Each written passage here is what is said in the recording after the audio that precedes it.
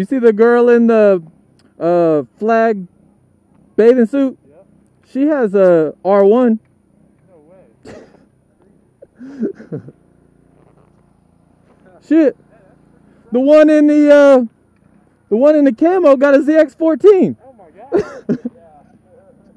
Man, I'm trying to get a burger and a lot of water and maybe one beer. Yeah. Well, this is the charity bike wash for Project 22. All donations go to the servicemen and the effort toward preventing suicide.